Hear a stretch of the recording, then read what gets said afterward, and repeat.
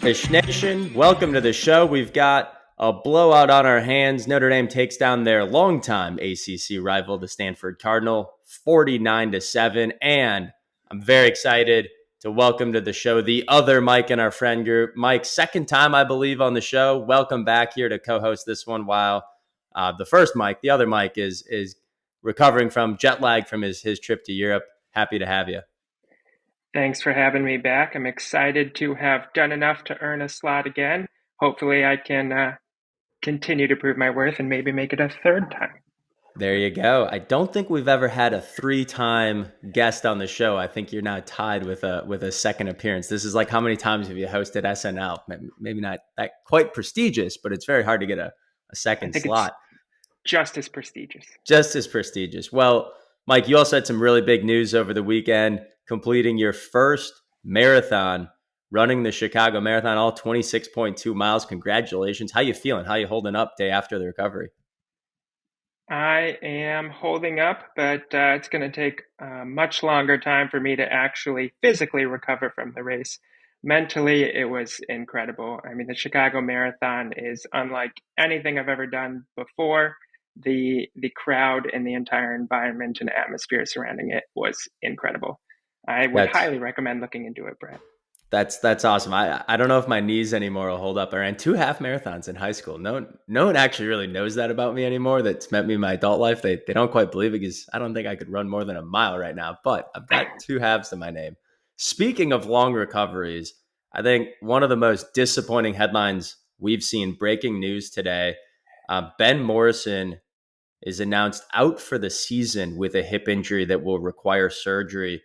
Really just devastating news. An All-American, I think arguably not just the best player on this year's team, maybe the best player of the Marcus Freeman era. You know, I was texting with a buddy, maybe the best player of the Brad Kelly era outside of like Quentin Nelson. I mean, just a legit star, and really out of nowhere, the announcement today that he's out for the season. Didn't look like he was hurt in the game. Mike, just as a fan, what's your reaction seeing that news today?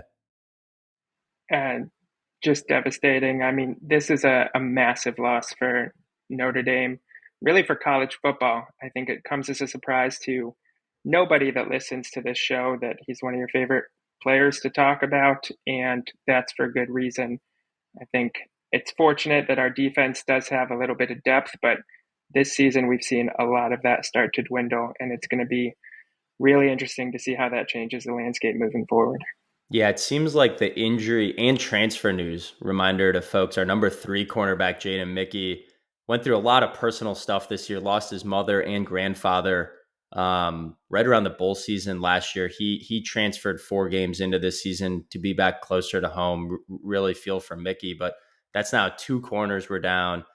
A lot of injuries at the defensive end position in Botello and Bubakar Traore. The offensive line we've talked a lot about on the show. They're really concentrated in those three position groups. I don't know if it's that many injuries as much as it is now in two or three position groups that just really challenging the depth chart.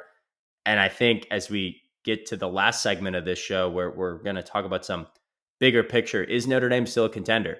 Is Notre Dame, in the hunt, not just to make the playoff, but to potentially shake things up, win a couple games, maybe contend for a title? Losing Ben Morrison has to be part of that narrative. Just did so many things for this football team. So we'll get to those big questions at the end. Think it's always good to take stock kind of halfway through the season. Last week I covered more specific advanced stats, where we're shaking out in various parts of the game. But now looking at some of the metrics taken as a whole, and are we a contender really being the big question, and looking at a couple double clicks within there.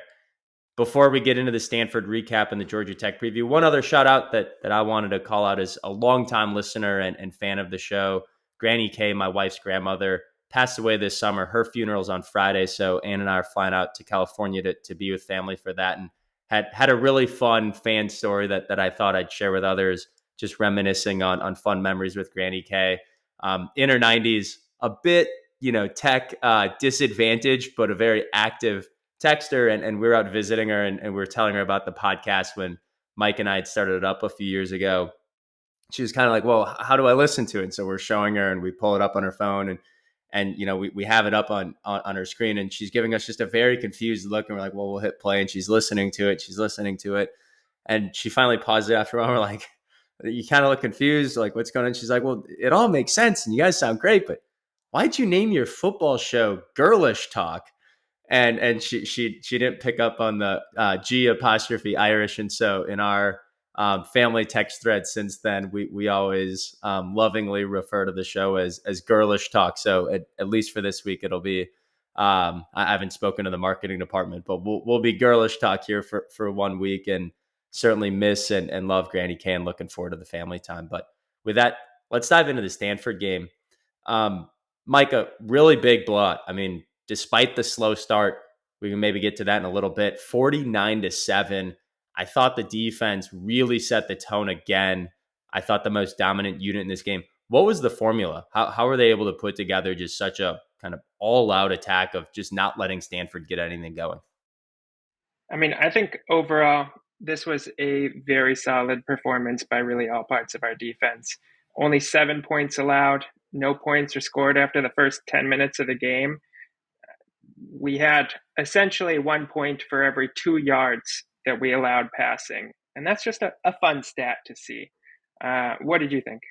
Yeah, I had a really similar reaction. We talk about it a lot on the show. Al Golden has a great track record against one-dimensional offenses. And this was a situation where we said coming in, Stanford's really struggled to throw the ball. And if you can put Watson Morrison out there and the rest of the company, by the way, Watson Morrison sounds like a great name for a South Bend law firm.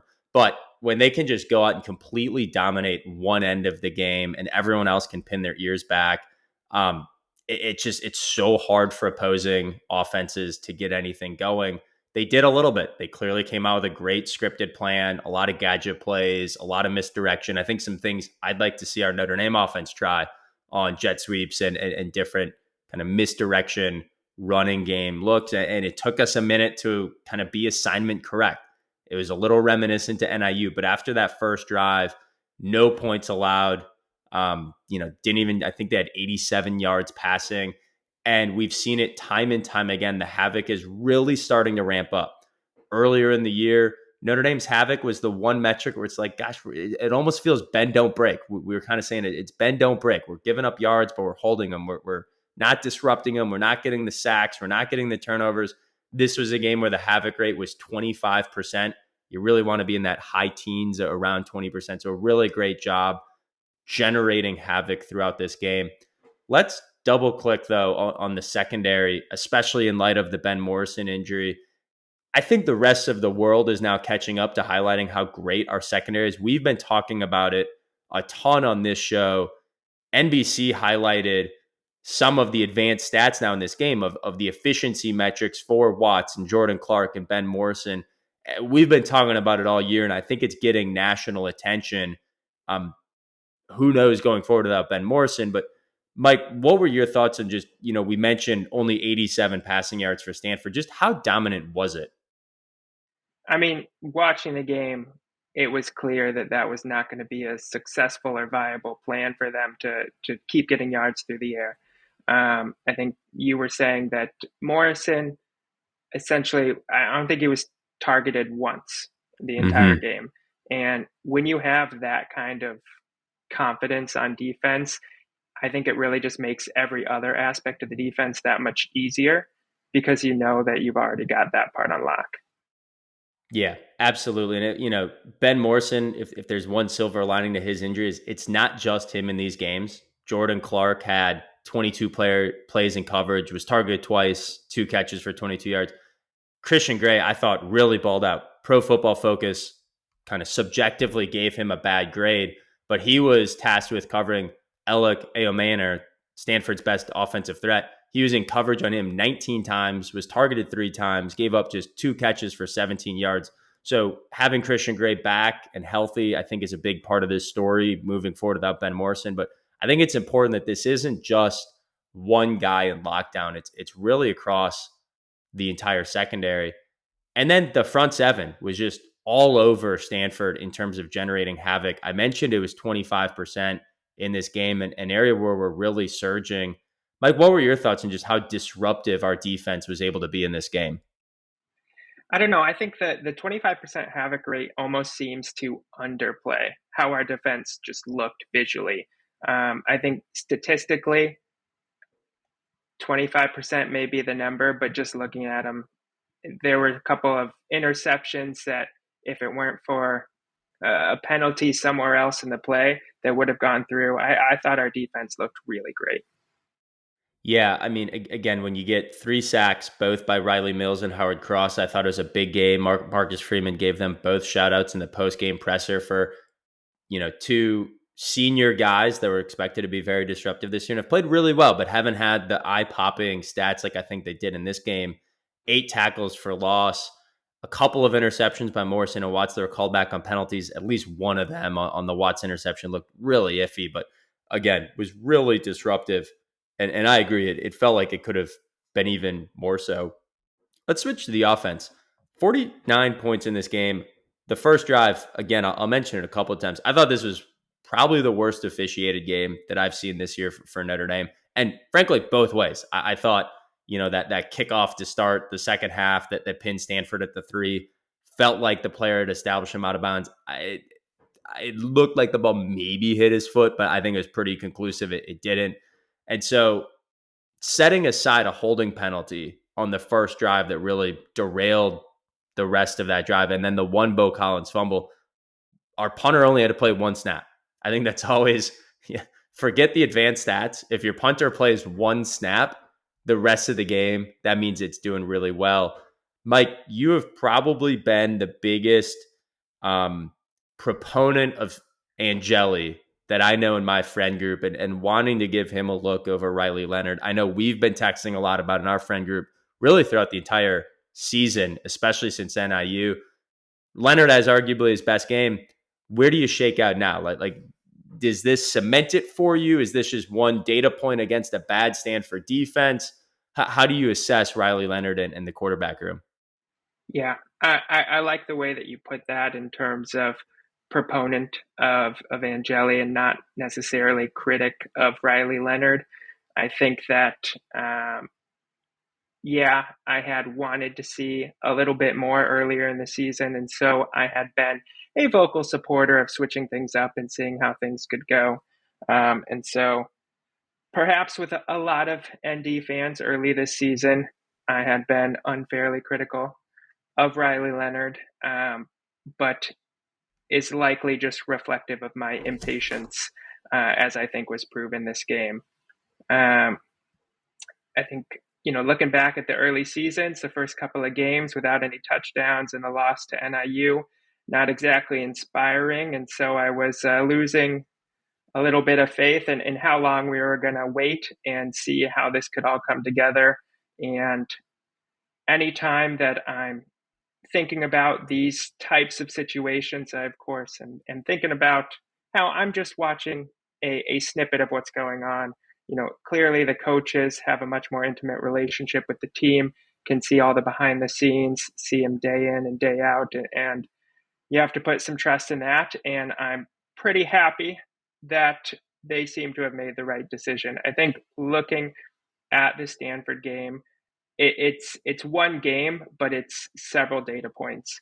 And I think that I'm starting to appreciate how much growth can really kind of come and melding of the team throughout the year. I think we know that Riley Leonard had a bit of a rough start. He had a couple of surgeries coming back from the ankle injuries. And I think that looking at how the season's coming together now, looking at Stanford and even looking at the last couple of weeks and the trajectory, you can clearly see that growth mindset. You can clearly see that he's starting to meld with the offense. And this game in particular, it wasn't just one player on the offense that was making things happen.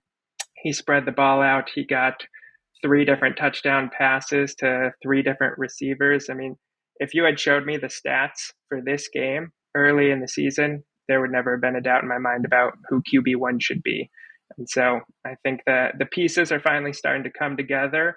Or lightning delay pun aside, I can really feel the electricity in our offense again. And hopefully we can keep this momentum moving forward. Yeah, season high 230 yards passing, season high 3 touchdowns through the air. I thought what stood out to me was this felt like his best command of the offense. We've lamented some of the missed, just easy open throws.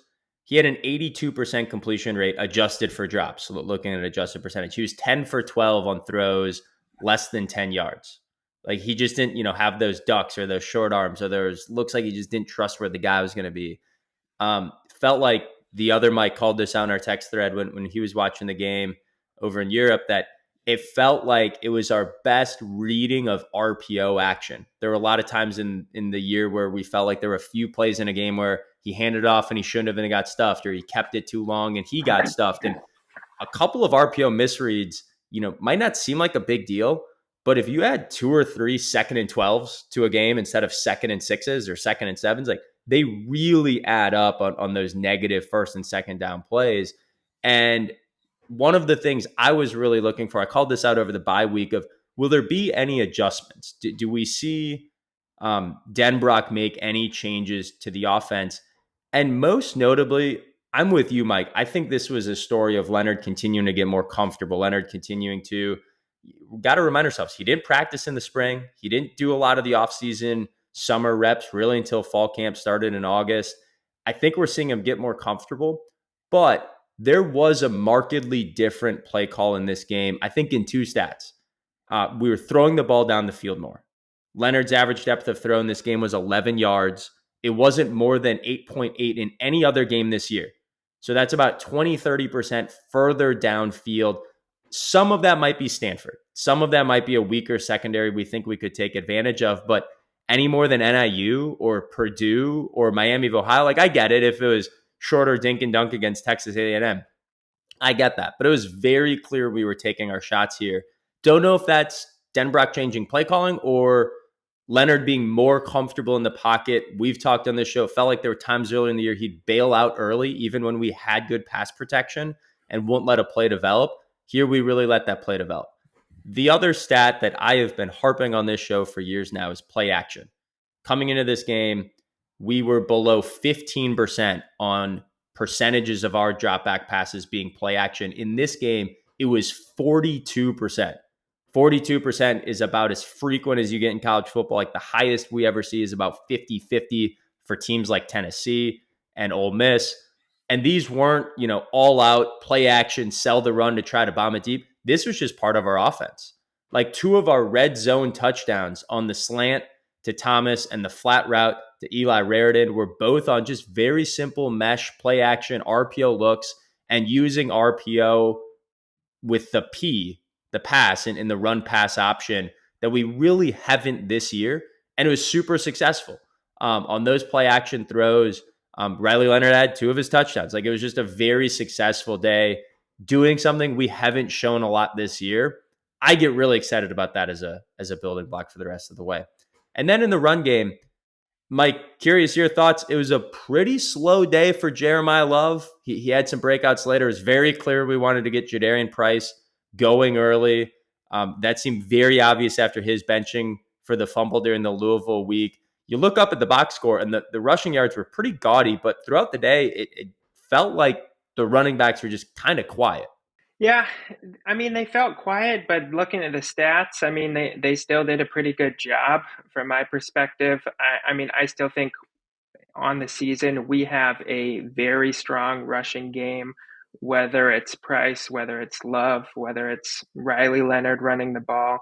I think we can definitely mix it up, and it's still definitely one of our strengths. Absolutely. I mean, the stats, are maybe a little misleading as so much of the running game, probably the last 100 yards or so, came in garbage time with some of the young guys coming in late in the game. Jeremiah Love only 53 yards. It was weird. I think he only had 1 touch in the first half. And so again, there's just some like weird, why is Jeremiah Love not getting the ball more? But if that means that Riley Leonard's making the correct read to pull it out and throw the ball, or like if they're going to sell out on Jeremiah Love, and that means we're going to open up things in the passing game, I think that's an okay trade-off. And when you look at the end of the game and the running back room forced 16 missed tackles, they averaged 6.2 yards per attempt, including a very impressive 4.7 yards after contact. And as a group, we run for 230 yards. I get it. Not the lead horse day for Jeremiah Love, but when you got a really big lead and you're rattling off touchdown after touchdown after touchdown, and this is, look, if Love gets the bye week and then a really light game against Stanford, and that lets him build up throughout the season as we go into October, November, I think if that's where we're nitpicking, I feel A-okay with this game. Let's get to a couple of areas. I had a couple of questions that I think are probably nitpicks, but if you were reading my text threads at the start of this game, I was very much in a here we go again, Stanford 2022. Like, Freeman doesn't have this team ready. What's going on with this slow start? Is the slow start concerning? I mean, I it's one data point, so not necessarily concerning on its own, but I always get nervous anytime Notre Dame starts a game like that. I immediately get flashbacks and that we're going to have a game like NIU or Marshall. And I think that, even from a player perspective, I think it can be mentally challenging. It can be pretty demoralizing to start with a deficit against a team where everyone expects you to be a 20-point favorite or more. And so you have to grapple with that and then also make up for it physically. And so, luckily, with this game, it was pretty short lived. And we certainly didn't even give them that touchdown very easily. I was really hoping or rooting that we'd get a repeat of the 2012 Stanford goal line stand there at the beginning, but we were 1 yard shy. Yeah, I think that there's an element here where the offense didn't really start slow. Again, we mentioned that one holding penalty kind of threw off the first drive, but otherwise, really was humming along until the Bo Collins fumble. But you're sitting there, it was 14-7 with 6 minutes left in the second quarter, and Stanford had the ball at midfield. Like, that's not a slow start for one drive. That's a quarter and a half of football where Stanford was really in the game. And against Louisville, fumbled to start the game to go down 7-0. Now, the difference there was we very quickly recovered and rattled off 21 points in the first quarter. Miami of Ohio, we trailed in that game until 4 minutes left in the second quarter. NIU, slow start. Even Texas A&M, we didn't take the lead until over halfway through the third quarter. So really, 6 games in, our only fast start was against Purdue. Maybe you could argue Louisville.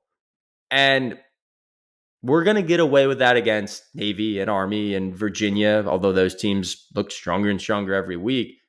But at some point, either against a Georgia Tech or USC or in the playoff, I think this is something we've really got to monitor. If does this team come out solid, not have a turnover in the first couple of drives, be able to not have to make adjustments after seeing the script, right? That scripted first drive for an offense is such an advantage. It gets so much more practice time.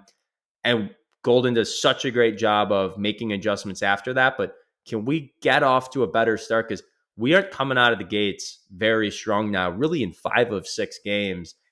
I get that's a nitpick, but it feels like something to monitor. Anything else you'd call out? One guy I wrote down, Mitch Evans, really haven't called his name a lot this year. I don't think he had a catch in this game. The offensive line seemed okay to good and starting to gel, but just, still gave up 9 pressures, which I think a lot of that was, on some different play concepts that really wasn't on the offensive line, but more long developing plays that were still successful. And again, I think it was one of Riley Leonard's best days under pressure. But I don't think we even gave up a sack in this game. So how do you grade out the OL? How do you grade out Mitch Evans? A couple of pieces we haven't spent a lot of time talking about today.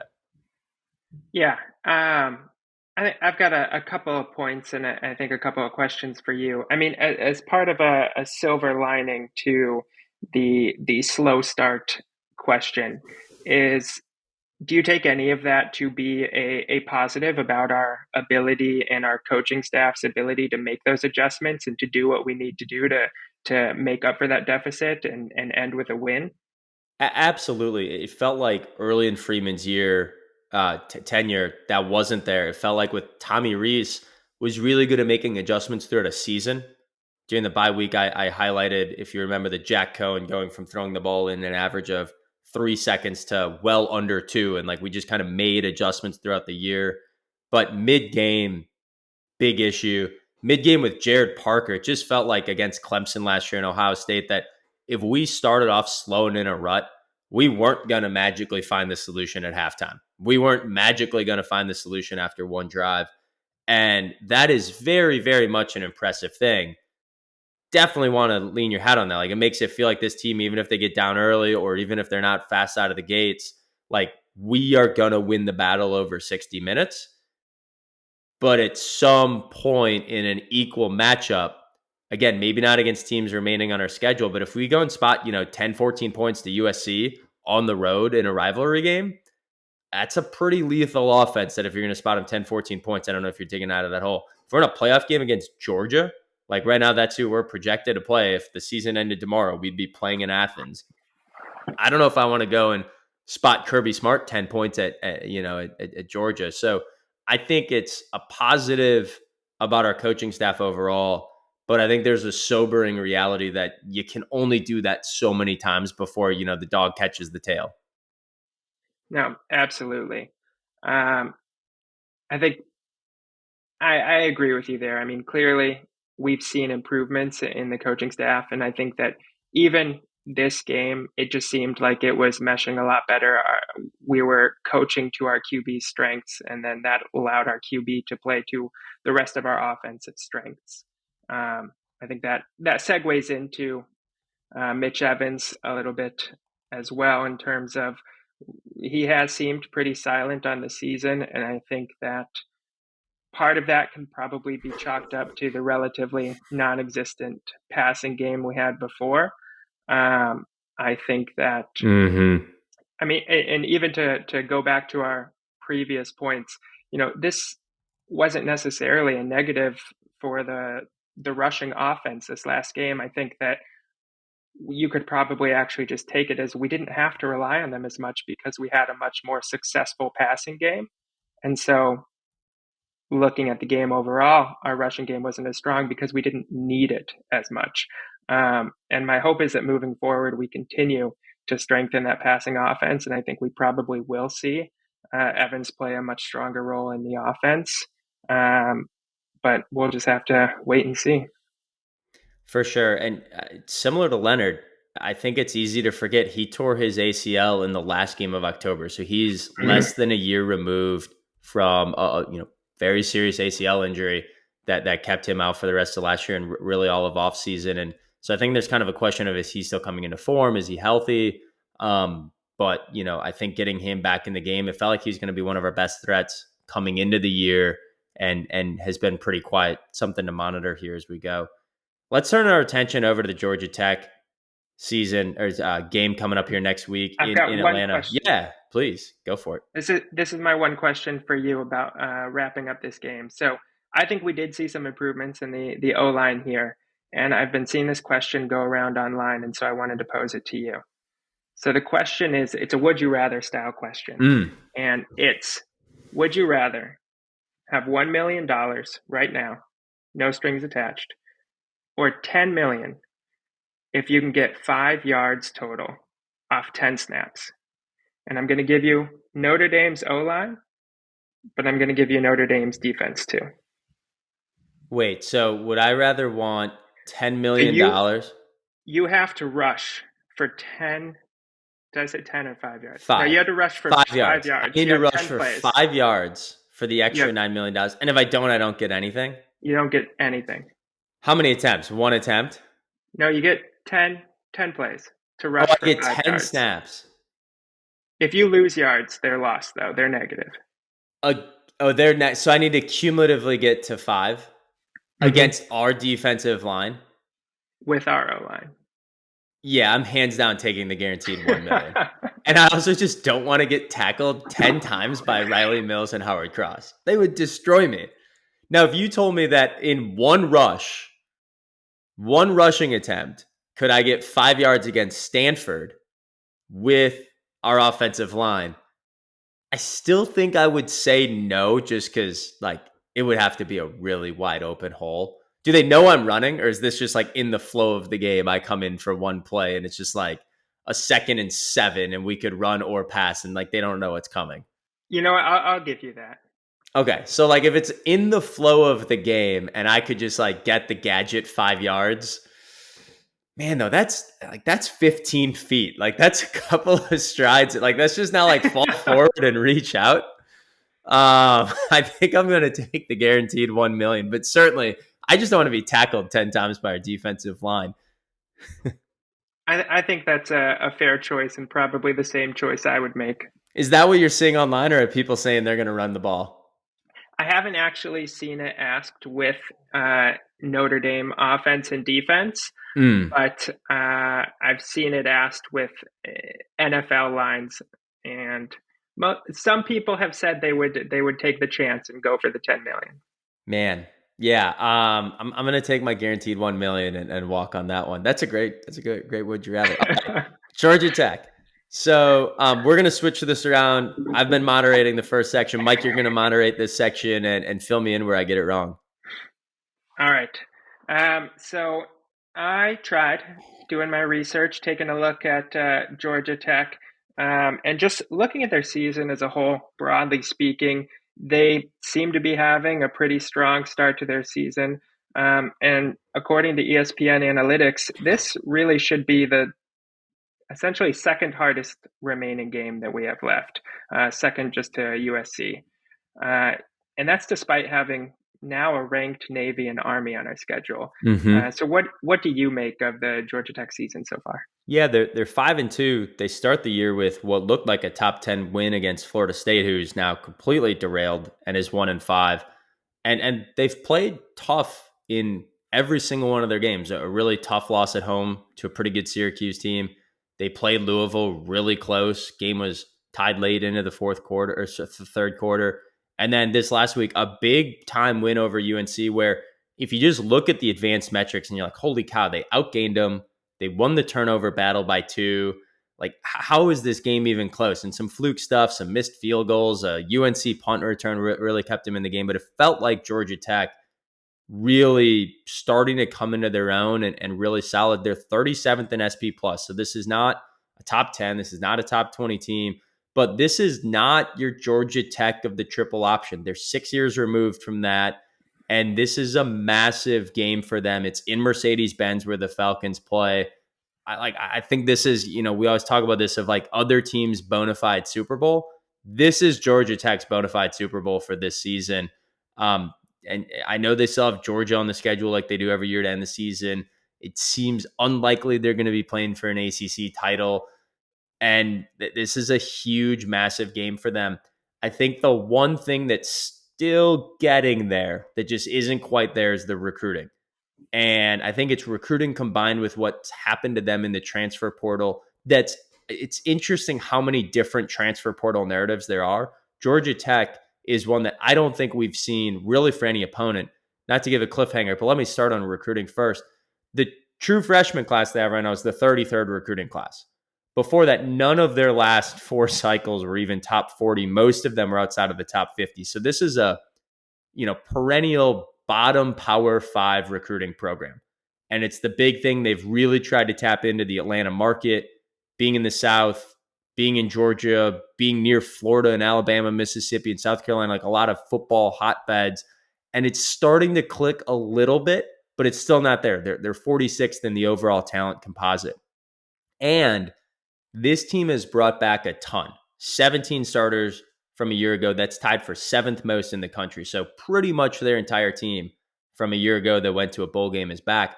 But they still had 32 players transfer out and somehow still brought back 17 starters, which meant every single bench player pretty much left this team because they weren't a starter. And they only brought back in 14. And the guys they brought in, a pretty good edge rusher coming in from USC is one example that there's some guys contributing. But by and large, like they're just riding their starters. And so a really big thing here is a more talented Georgia Tech team than we've maybe seen in prior years. It's going in the right direction. I think depth is going to be a really interesting question mark for Georgia Tech against a team as deep and well stocked here, despite even the injuries that Notre Dame is. Like they're going to have 22 guys pretty much playing this whole game, as they have throughout a lot of this season to a lot of success. Again, they're 5-2 out of the gate, pretty good in the advanced metrics, but doing it on the experience of a core group without a lot of depth around them. And speaking of some of the players they brought in, though, they have brought in a few very talented players, and they've got Haynes King, who, by all accounts, seems to be the dual threat quarterback that we were really hoping to see in Riley Leonard. Except he was able to hit the ground running, both figuratively and Hmm. literally, this season. And so I know you've done your homework. Tell me a bit more about their offense and they've got surrounding him. Yeah, I think the key with Haynes King to realize that that's a big difference for Notre Dame. I think it's a great example. He came in with, I think, 3 years of eligibility left. This is his second year as a starter, and I believe he has one left. Graduated from high school in 2020 and taken a red shirt in there. And so his first season last year was definitely like a learning curve for Haynes King in this Georgia Tech offense. And now he's the guy. And I think that's a big difference that Notre Dame fans are learning, that this isn't the NFL where like you can just plug in Peyton Manning and expect him to be great. Riley Leonard needs some time to season and a new offense and a new coordinator and new offensive line around him and new receivers. Haynes King now in year two is that guy, and he is the offense. Before their last game against UNC, I would have said they're entirely one dimensional with him throwing the ball and him being a running threat. And against UNC is much, much more balanced, but they're 18th in SP plus on offense. For context, Notre Dame's 22nd. So the advanced metrics say they have a better offense than Notre Dame right now. For context, Texas A&M and Louisville were 27th and 28th respectively. So kind of in the same gap, but the same tier in the advanced metrics and offense. But this is the best offense that Notre Dame has seen up till this point in the season. The best offense we'll see all year outside of USC. And they're doing it by staying on schedule. They rank ninth in the country in success rate. That's fifth on passing plays, a 51% success rate overall. So every other time on first down, they're picking up 5 yards or more. Every other time on second down, they're picking up 70 yards to go, or 70% of the yards to go to put them in third and manageable. And on third down, every other time they're converting a third down. That's a very high clip. And it's really because Haynes King can beat you with his arms or his legs. 8 passing touchdowns to just 1 interception. He's their team's leading rusher and has added 7 scores on the ground. So, real deal.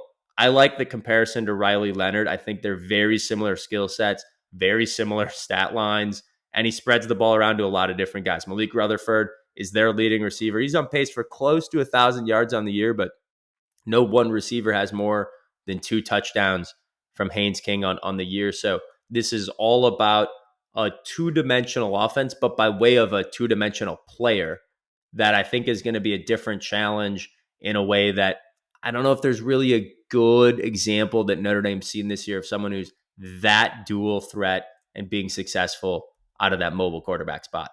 So, with all of that said, are there any weaknesses? Is there anything that Al Golden can exploit?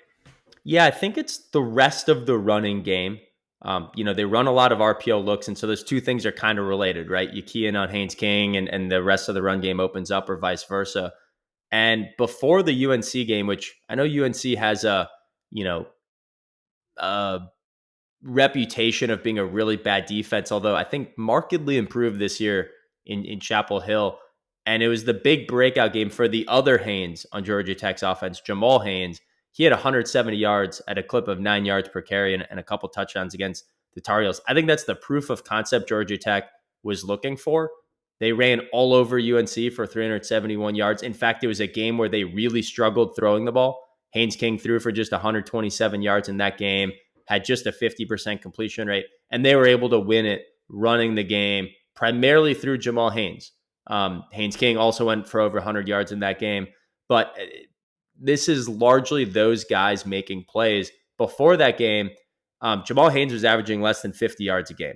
Like he wasn't really dominating running games, the way Audric Estime or this year Jeremiah Love or Jadarian Price are.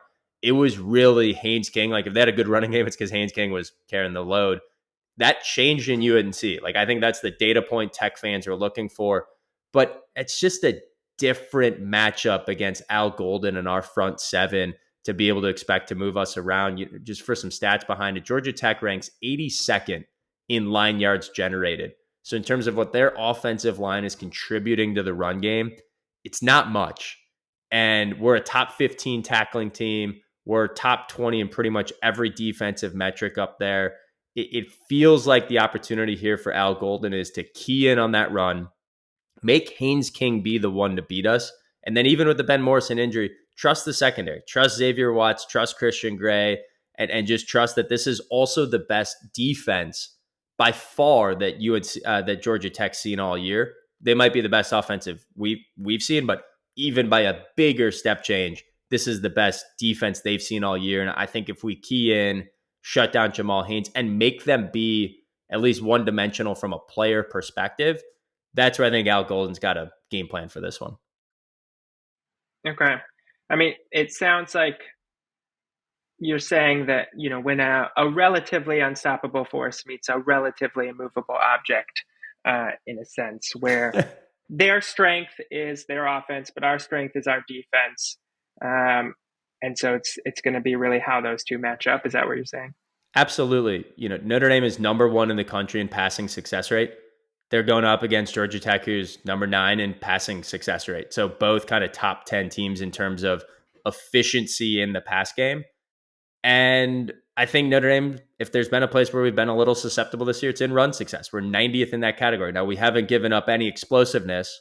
Teams have really had to kind of dink and dunk in that running game. And I think it's a major headline right now. Can our passing attack hold up down Ben Morrison?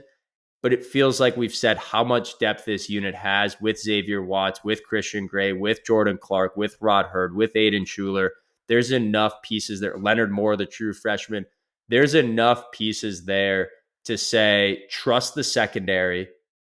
And it's going to look more like a Haynes King against UNC throwing the ball for 100, maybe not 127 yards, but not going off for 200, 300 yards and key in on the run game.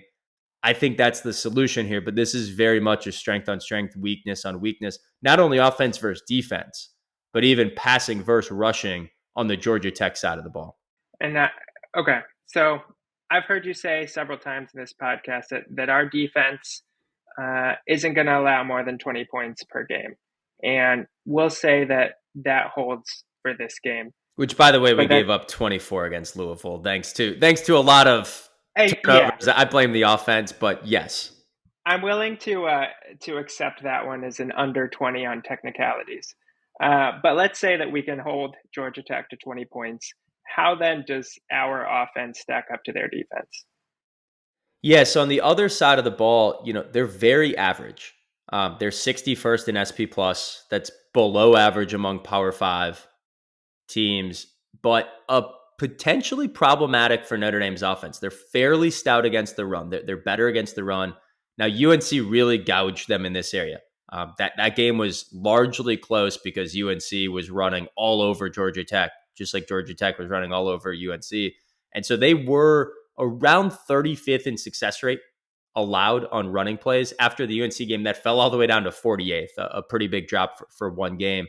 But then they've been susceptible in the passing game. That's really the weakness of this Georgia Tech team. They're 92nd in passing efficiency on defense.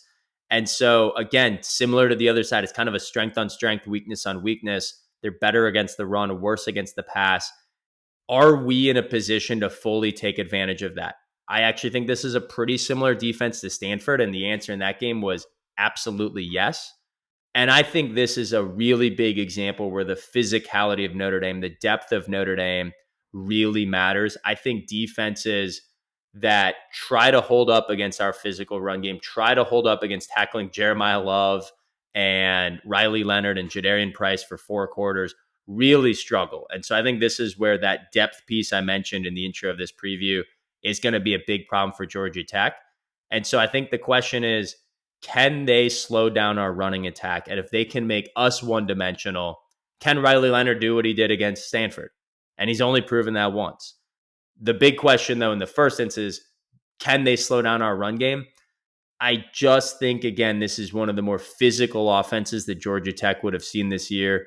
I think we're more physical than Louisville's offense. I know we're more physical than Syracuse. I know we're more physical than UNC. And I think after a really physical game they just had against UNC here, not coming back home, I like that matchup for Notre Dame to get things going on offense. But The other way that I would highlight this is if you said that they have a top 20 offense and we have a top 10 defense, that's a pretty close matchup. We have the 22nd best offense. I think it's really easy for Notre Dame fans to forget that we still have a top 25 offense, and this is a 60th ranked, 61st ranked defense. That's a pretty big disparity. So if you even just trust like where is the biggest mismatch in this game? It overall is the Georgia Tech defense against the Notre Dame offense. That's the place where I really like us to get things going in this game. Okay, so what I'm hearing is, we may have a slight edge, but it's still going to be a pretty difficult battle of our defense against their offense. But we should have a stronger edge from our offense against their defense. And so Absolutely. putting that together, uh, ESPN has ND winning this game 83% of the time. And that sounds about right from what I'm hearing you say. Do you agree? Absolutely. And, this game opened up with Notre Dame as 8.5 point favorites. It interestingly went down to 7.5. It went up to 10.5 earlier today. And then even after the Ben Morrison injury news, I was going to watch to see, hey, what's the Morrison impact?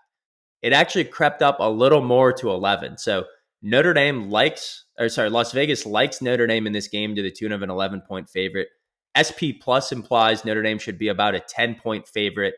The over-under and all of that implies Notre Dame should win this game about 30-20. That's the implied score by Vegas.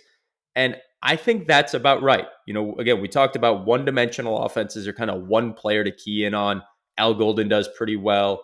I think this is a bigger advantage for Notre Dame's offense to keep things going. So I'm going to keep every single opponent below that 20-point prediction line for the year. I've got Notre Dame winning this one 34-17. Comfortable win on the road, technically a neutral site game at Mercedes-Benz. Mike, what do you think? Yeah, I was thinking a pretty similar score overall. I think I was assuming our defense is going to play very well as they have been.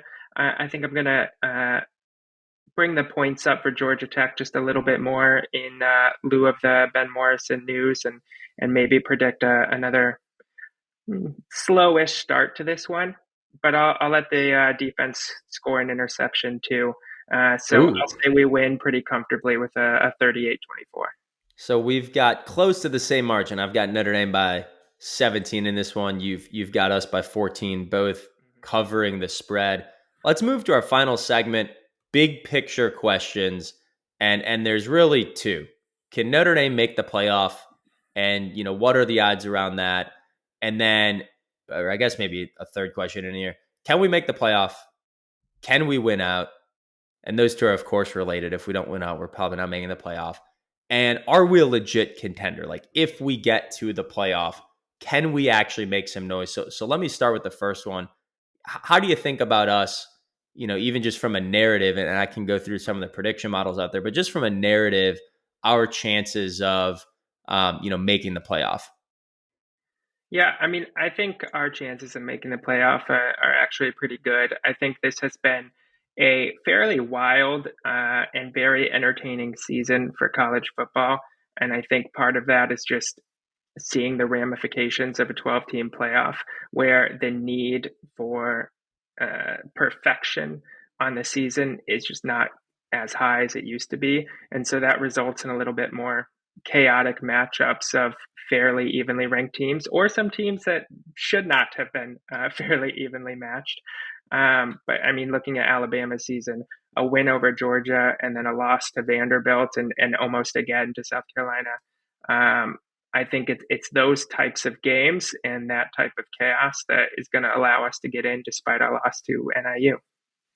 Absolutely. And if you just look at, the schedule alone and not for us, but for the broader college football picture, next week there's two matchups of top 12 teams, which means that next week, Georgia, Texas, and Alabama, Tennessee, there's going to be two teams in front of us who will take a loss. Now, if Georgia loses, do they stay ranked above us? Absolutely. But where I'm going with that is there's going to be a lot more losses on the schedule because there has to be. And I think just as importantly, there's a lot of teams in that 10 to 20 range where LSU, Texas A&M, like there are some really tough schedules coming up for those teams where they're not through the hardest part of their schedule yet. Like they're just getting going. BYU is right behind us.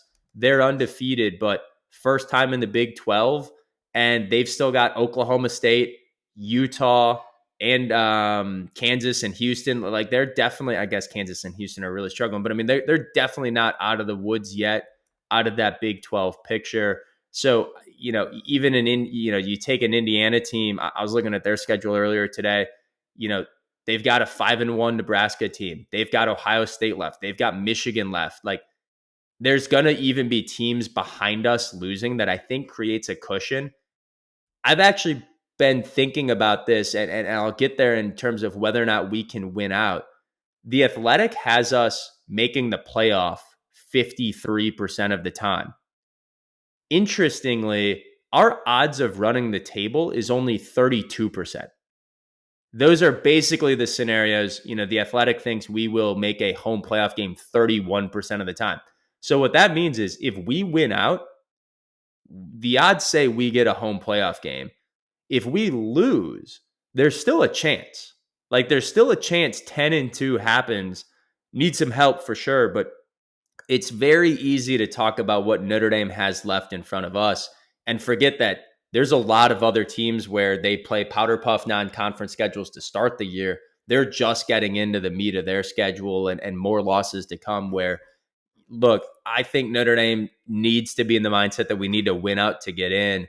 But I do think it's a very good reminder when you just look at the projection models that about 40% of the scenarios where Notre Dame makes the playoffs. So, the other 22% of that 53%, if we run the table 32% of the time.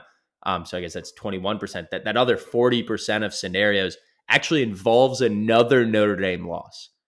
Now, can that be in a resounding fashion? Can we get blown out? Like context is going to matter. Narrative is going to matter.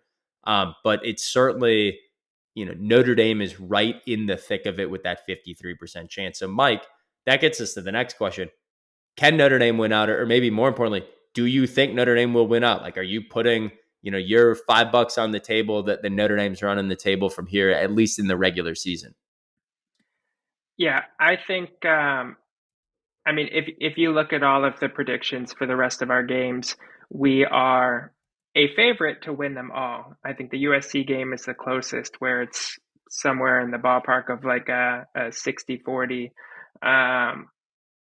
But putting all of those together is still going to be much tougher. And so I think that, of course, Georgia Tech, as we talked about, is going to be a big test for us to see how we can do against a tougher offense and how our defense can hold up. And it's really going to be a pretty good measure of how well we can perform without Ben Morrison too. I think that USC is going to be the next toughest, of course. We're just going to be a couple points favorites, and by the end of the season, I don't know if that's going to still hold, but it's certainly going to be a very tough ask because they do look like a pretty strong team so far. Yeah, it's pretty interesting that this schedule we knew was a softer Notre Dame schedule relative to at least several in recent years. Like there's no Ohio State on the schedule, that there's no Clemson. Florida State looked like it could be a top 10, 15 matchup, and they've completely fallen off the rails 1-5. But that's still a very talented team that made the playoff a year ago. Texas A&M right now playing like a top 15 team. We're their only loss. They've got a lot of SEC football ahead of them. I think if Notre Dame wants to, root for the schedule, that's the one to pull for.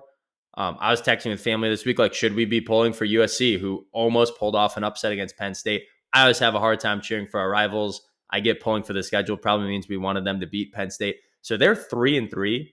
But to be clear, they beat a top 15 LSU team on a neutral site to start the year at home. But again, we're going to be playing them on the road. Like it's going to be a home game for USC. They really had Penn State on the ropes. That game came down to, an overtime victory for Penn State.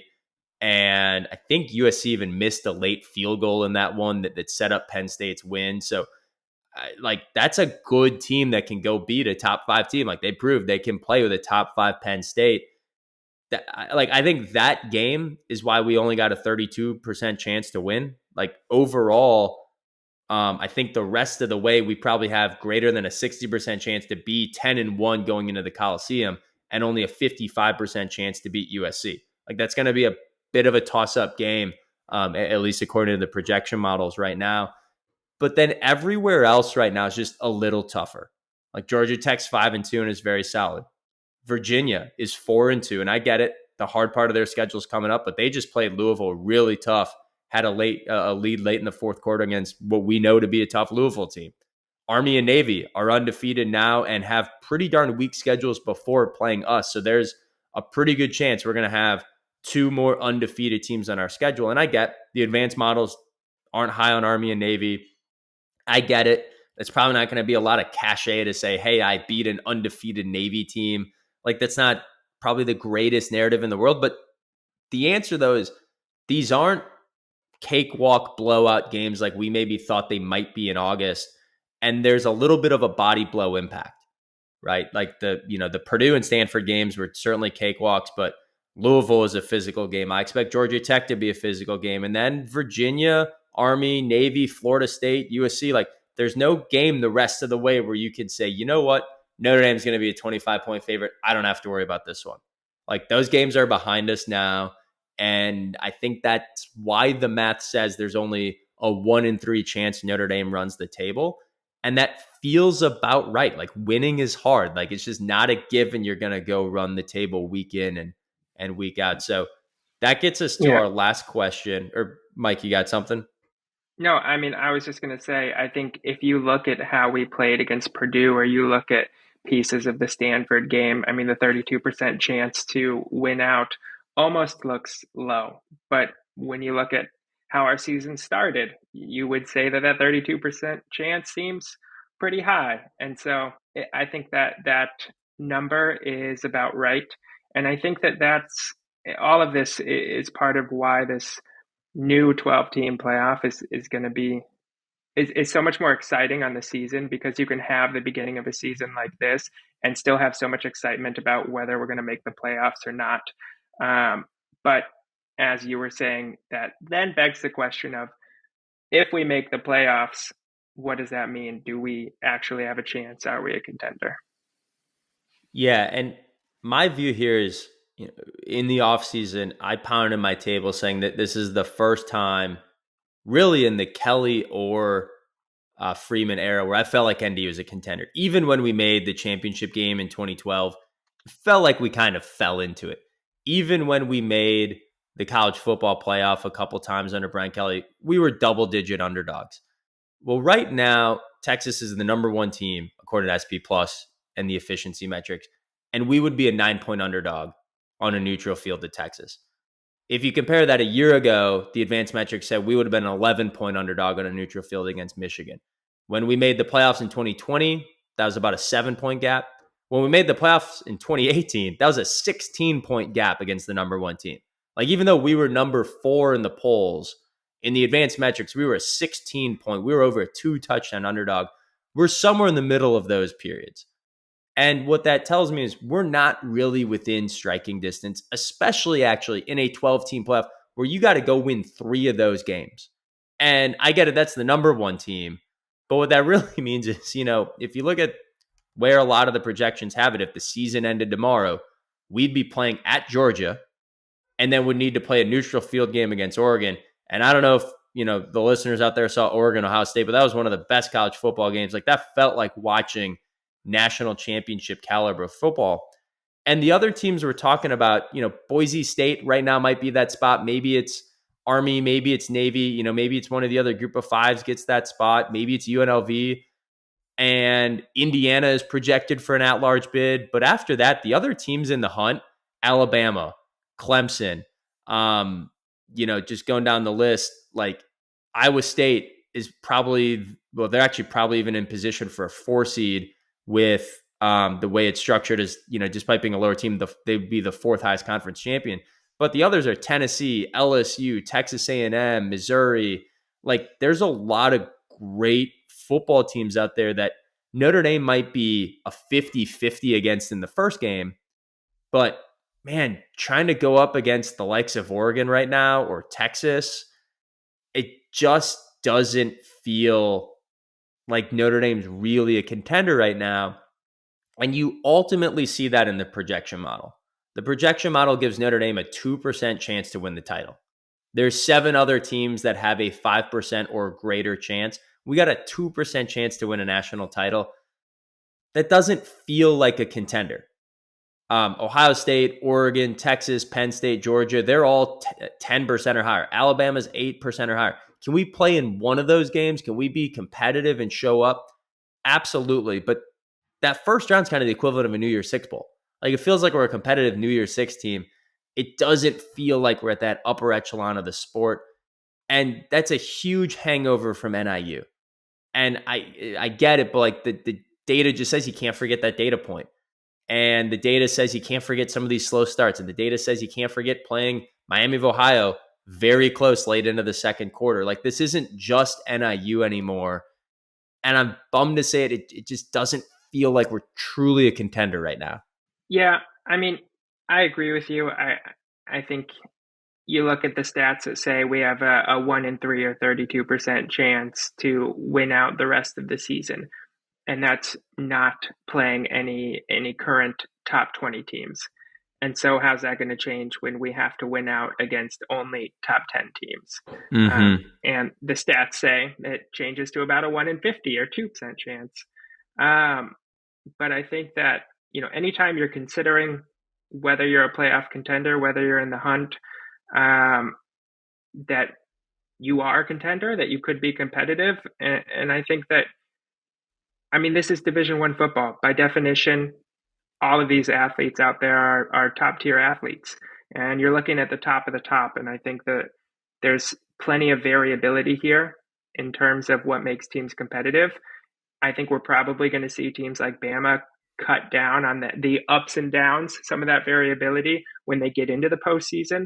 But I think that in terms of the trajectory that we've seen from Notre Dame's offense, we still have a chance to solidify our odds a bit in our performance. And I think that's just going to make it really exciting either way. Absolutely. I do think the interesting thing here of, can Notre Dame make some noise? This bracket is proof that this new 12-team format, and especially the guaranteed buys to conference champions, is just weird. Like, let's just say it. The Big 12 sucks this year. According to SP Plus, the best Big 12 team is the 16th team in the country. And so one of Kansas State, Iowa State, who else? BYU, like one of those teams is going to get in. And they are all ranked somewhere between 16th and 28th in the country, and they will get a first round bye. In addition, the ACC is going to get a bye. And I think the ACC is fairly strong. Like, I think Miami's a really good team. They're number 8 in the SP Plus.